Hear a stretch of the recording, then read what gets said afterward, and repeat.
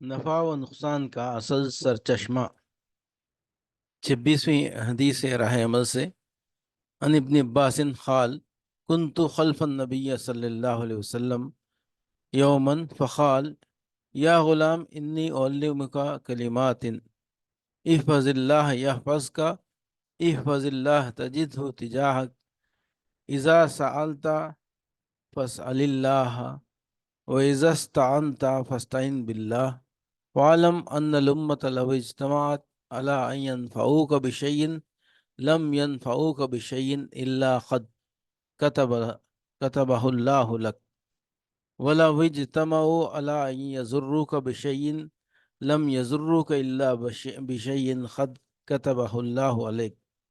مشکات۔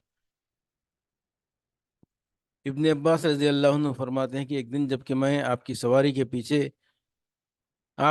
سواری پر بیٹھا تھا، آپ نے فرمایا اے لڑکے، میں تجھے چند باتیں بتاتا ہوں، غور سے سن۔ دیکھ، تو خدا کو یاد رکھ تو خدا تجھے یاد رکھے گا، تو خدا کو یاد رکھ تو خدا کو اپنے سامنے پائے گا۔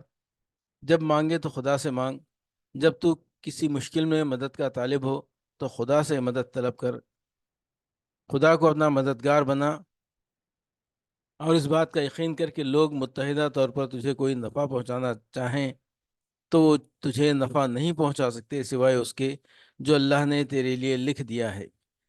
یعنی کسی کے پاس دینے کو کچھ ہے ہی نہیں کہ دے گا، سب کچھ تو خدا کا ہے۔ وہ جتنا دینے کا کسی کے حق میں فیصلہ کرتا ہے اتنا ہی ملتا ہے، چاہے جس ذریعے سے ملے۔ اور اگر لوگ اکٹھا ہو کر تجھے کوئی نقصان پہنچانا چاہیں تو وہ کچھ بھی نقصان نہیں پہنچا سکتے سوائے اس کے جو اللہ نے تیرے لیے مقدر کر دیا ہے۔ تو پھر اللہ ہی کو اپنا واحد سہارا بنانا چاہیے۔